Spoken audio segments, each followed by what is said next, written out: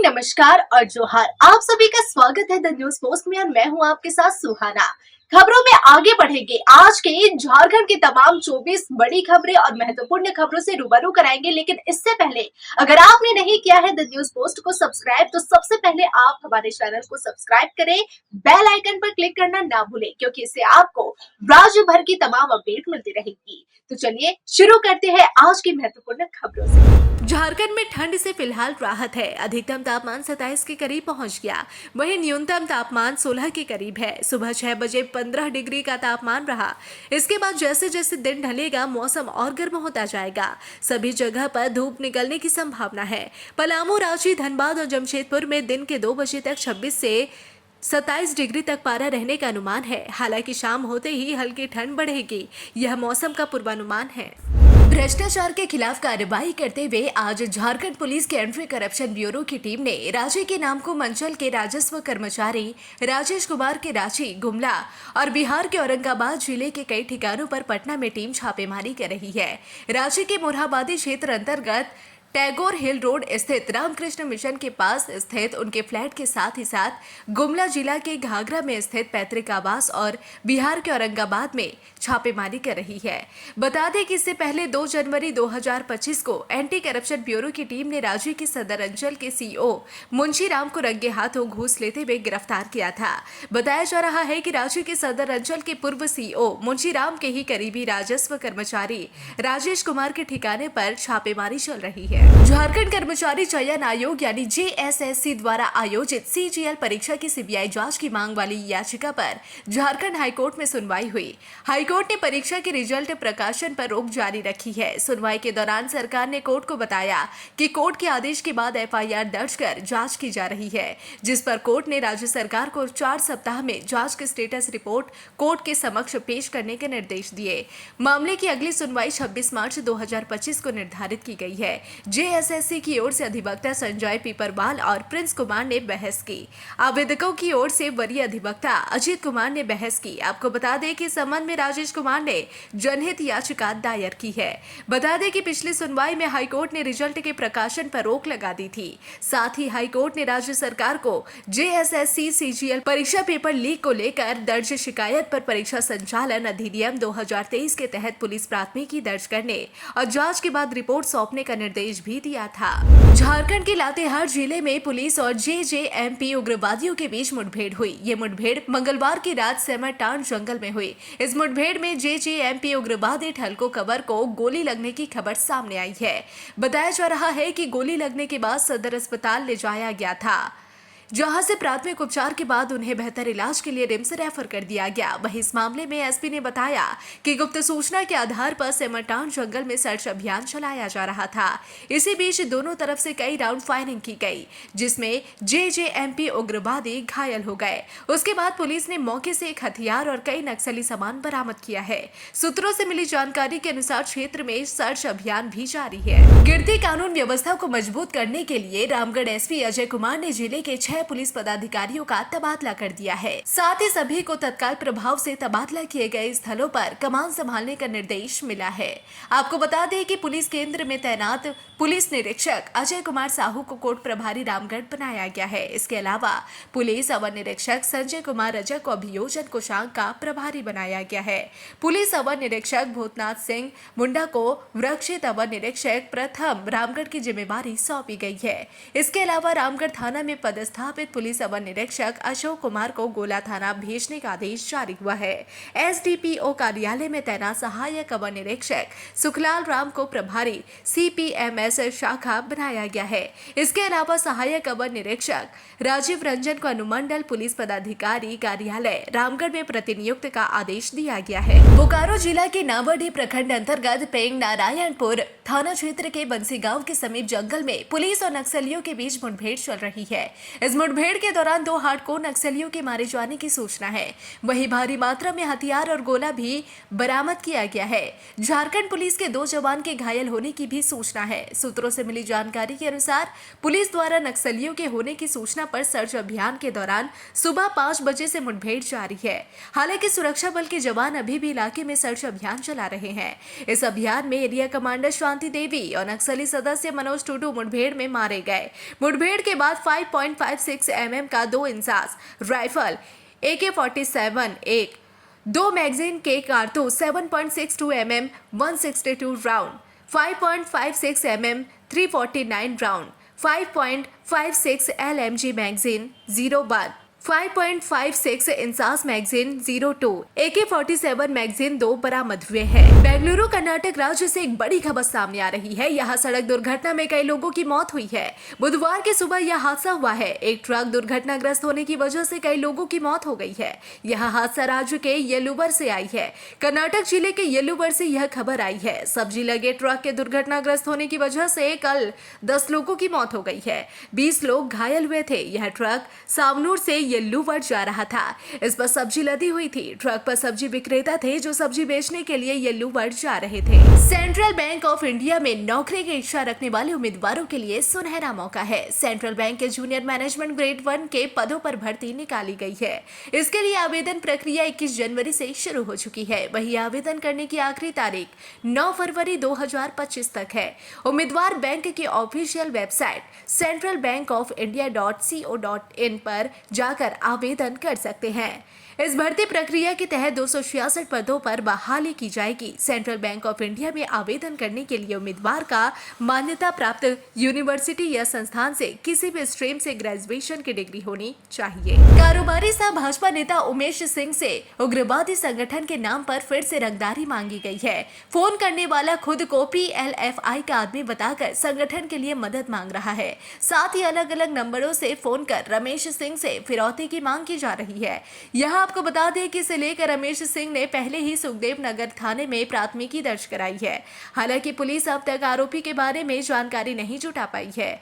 दर्ज प्राथमिकी में रमेश सिंह ने कहा कि रविवार की दोपहर 2:05 पर उनके मोबाइल पर फोन आया।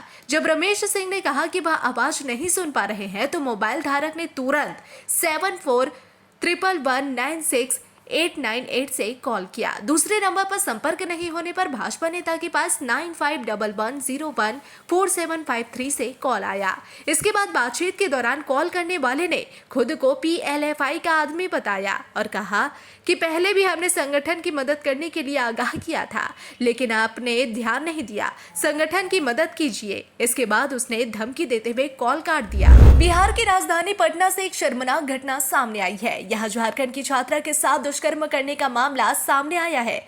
इस घटना को पीड़िता के दोस्त द्वारा ही अंजाम दिया गया है। घटना के बारे में बताया जा रहा है कि छात्रा को पहले आरोपी दोस्त ने नशीला पदार्थ देकर बेहोश किया, फिर उसके बाद दुष्कर्म जैसे जघन्य अपराध को अंजाम देकर फरार हो गया। मामले की सूचना मिलते ही पुलिस आरोपी को पकड़ने में जुट गई है। आपको बता दें कि पीड़ित छात्रा झारखंड के गिरिडीह की रहने वाली है। वह पटना के पत्रकार नगर थाना क्षेत्र में एक हॉस्टल में रहकर पढ़ाई कर रही है। पढ़ाई के दौरान ही पीड़िता की दोस्ती आरोपी युवक से हुई थी। पीड़िता कई बार आरोपी से मिल भी चुकी है। इसी दौरान दोस्ती का फायदा उठाते हुए आरोपी ने अपनी बीमारी का बहाना देकर पीड़िता को अपने कमरे में बुलाया था। ऐसे में जब पीड़िता उससे मिलने गई तो आरोपी ने धोखे से खाने में उसे नशीला पदार्थ मिलाकर खिला दिया, जिसके बाद युवती बेहोश हो गई और फिर आरोपी ने उसके साथ दुष्कर्म की घटना को अंजाम दिया। होश में आने के बाद किसी तरह युवती अपने घर पहुंची। झरिया फायरिंग मामले में कोयला किंग रहे सुरेश सिंह की हत्या के आरोपी शशि सिंह पर पुलिस ने मुकदमा दर्ज कर दिया है। यह फायरिंग 10 जनवरी को हुई थी। मुकदमा 21 जनवरी को दर्ज हुआ है। झरिया विधायक रागिनी सिंह ने शशि सिंह सहित अन्य पर फायरिंग करने का आरोप लगाया था। शिकायत में साजिशकर्ता के नाम का ही खुलासा किया गया था। पुलिस की जांच अभी भी जारी है, लेकिन इस बीच पता चला है कि 21 जनवरी को झरिया पुलिस ने सूर्यदेव सिंह के भाई रामधीर सिंह के पुत्र शशि सिंह पर मुकदमा दर्ज कर लिया है। यह मुकदमा सुरेश सिंह हत्याकांड में लगभग 13 साल से फरार आरोपी शशि सिंह और बोरागढ़ के रहने वाले नवीन सिंह के खिलाफ दर्ज किया गया है। गढ़वा जिले में फिर एक बार बड़ा घोटाला सामने आया है। नगर उटारी रेलवे स्टेशन में बिक्री होने वाले टिकट का पैसा रेलवे को जमा नहीं किया गया, जिसके बाद नगर उटारी थाना में रेलवे बोर्ड के निर्देश पर स्टेशन प्रबंधक ने प्राथमिकी दर्ज कराई है। अब तक 2 करोड़ रुपए की राशि घोटाला का मामला सामने आया है। यह घोटाला सिर्फ एक स्टेशन का है। घोटाले की राशि अधिक होने की आशंका है। सूत्रों की माने तो बरवाडीह से लेकर गढ़वा स्टेशन तक एक ही एजेंसी टिकट का काम करती है। बड़े स्तर पर रेलवे ने जांच की शुरू कर दी है। एसपी दीपक पांडे ने प्राथमिकी होने की पुष्टि की है। पलामू में पेयजल संकट दूर करने के लिए करीब 90 करोड़ रुपए की लागत से बराज बनाया जाएगा। कोयल नदी पर बराज बनाने की नीति पर तेजी से काम चल रहा है। उन्होंने आश्वस्त किया है कि अगले वित्त वर्ष के बजट में इसे शामिल भी करा लिया जाएगा। आपको बता दें कि 80% कृषि आधारित अर्थव्यवस्था वाले पलामू जिले में खेती के लिए किसानों को कोई विशेष सुविधा नहीं है। इससे किसान बारिश पर ही निर्भर रहते हैं। पलामू में आयोजित कृषि मेला सह प्रदर्शनी में बतौर मुख्य अतिथि शामिल होने पहुंचे वित्त मंत्री ने किसी अन्य विधायक के नहीं पहुंचने पर नाराजगी भी जताई। उन्होंने कहा कि इससे ऐसा लगता है कि कोई विधायक किसानों की समस्या दूर करने में दिलचस्पी नहीं ले रहे हैं। उन्होंने आगामी 3 फरवरी को पेश किए जाने वाले वित्त वर्ष 2025-26 के बजट पर भी चर्चा की। कृषि मेला सह फसल प्रदर्शनी में प्रगतिशील किसानों को संबोधित करते हुए मंत्री ने कहा कि कृषि मेला सिंचाई विभाग की सहभागिता के बिना अधूरा है। इस दौरान उन्होंने बारिश का जल करने और डोभा निर्माण के कितने फायदे हुए इस पर भी जानकारी मांगी। प्रदेश अध्यक्ष जय बापू जय भीम जय संविधान कार्यक्रम के तहत देवघर के मोहनपुर प्रखंड पहुंचे थे। स्थानीय चोपा मोड़ में एक सभा को संबोधित करने के दौरान उनकी जुबान से पार्टी के राष्ट्रीय अध्यक्ष के रूप में अमित शाह का नाम बोला गया है। प्रदेश अध्यक्ष अपना भाषण जारी रखे, लेकिन गलती से अमित शाह का नाम बोल देने के बाद भी उन्हें नहीं सुधारे।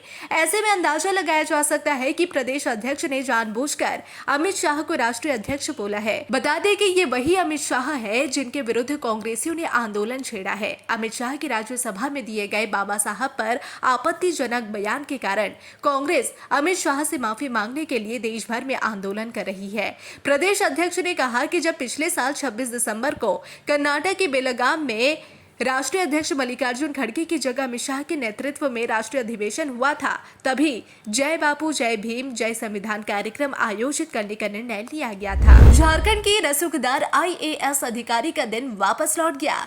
30 महीने निलंबित रहने के बाद वापस से अब कुर्सी मिल गई। फिलहाल कार्मिक विभाग में जगह दी गई है, लेकिन चर्चा है कि जल्द ही पूजा सिंघल को अच्छे विभाग में शिफ्ट कर दिया जाएगा। पूजा सिंघल के अनुभव और कार्य क्षमता को देखते हुए सरकार बड़ी जिम्मेवारी देने पर विचार कर रही है। बता दें कि पूजा सिंघल पहले खान सचिव के साथ कई अहम विभाग की जिम्मेवारी संभाल चुकी है। पूजा सिंघल 2000 बैच की एक तेज तर्रार IAS अधिकारी है। साथ ही सबसे कम उम्र में UPSC की परीक्षा क्रैक करने का गौरव भी इनके नाम है। बता दें कि पूजा सिंघल को ईडी ने 11 मई 2022 को गिरफ्तार किया था। पूजा सिंघल पर मनरेगा के साथ साथ खान विभाग में घोटाले के जरिए मनी लॉन्ड्रिंग का आरोप लगा है। कई जगहों पर एक साथ छापेमारी भी देखने को मिली थी। आखिर में पूजा से लंबी पूछताछ हुई और बाद में ईडी ने गिरफ्तार कर लिया था। इस दौरान 1000 करोड़ रुपए के खेल होने की संभावना ईडी की ओर से जताई गई थी। भाकपा माले के राष्ट्रीय महासचिव दीपांकर भट्टाचार्य एक दिवसीय दौरे पर अपनी पार्टी भाकपा माले के द्वारा आयोजित पलामू प्रमंडलीय कार्यकर्ता कन्वेंशन में भाग लिए गढ़वा पहुंचे। गढ़वा पहुंचते उन्होंने प्रेस वार्ता कर आयोजन कर कई मुद्दों पर अपनी बातें रखी। मौके पर उन्होंने कहा कि झारखंड में जन सरोकार की सरकार है। यहाँ की जनता ने जो हमें सम्मान दिया है, हम उनका आदर करते हैं। झारखंड के अंदर जो आम लोगों की बात हो, आदिवासियों की सुरक्षा हो, नौजवानों की बात हो, गरीबों की बात हो, शोषितों की बात हो, पलायन ना हो, इसके लिए गारंटी हो। हम कोशिश यह करेंगे कि हमारी बात जन जन तक पहुँच सके। उन्होंने कहा कि भाजपा ने जो झूठ, नफरत, उन्माद फैलाकर झारखंड में चुनाव जीतना चाहती थी, यहाँ की जनता ने भाजपा को रोका है। गिरिडीह में गांधी गिरिडीह मुख्य मार्ग पर दासडी पेट्रोल पंप के पास एक तेज रफ्तार सफारी कार ने गांधी के अंचलाधिकारी CO मोहम्मद हुसैन की गाड़ी को पीछे से जोरदार टक्कर मार दी। इस हादसे में 4 लोग गंभीर रूप से घायल हो गए। हादसे के वक्त CO गाड़ी में नहीं थे। उनका ड्राइवर और गार्ड गाड़ी में डीजल भरवाने जा रहे थे, तभी यह घटना घटी। पलामू में एक 65 वर्षीय बुजुर्ग की बेरहमी से हत्या कर दी गई। हत्या के बाद से फांसी पर लटका दिया गया। घटना मनातू थाना क्षेत्र के डुमरी अंतर्गत सिगदा गांव की है। बताया जा रहा है कि जमीन विवाद में संबोधि यादव की हत्या कर दी गई। पुलिस मामले की जांच में जुटी है। घटना मंगलवार सुबह की है। बताया जा रहा है कि संबोधि यादव घर से आधा किलोमीटर दूर मवेशियों को देखने गए थे। घर वालों का कहना है कि वहां से लौटने के क्रम में उनकी हत्या कर दी गई। हत्या करने से पहले संबोधि यादव के साथ मारपीट हुई। उनके कपड़े बिखरे हुए थे।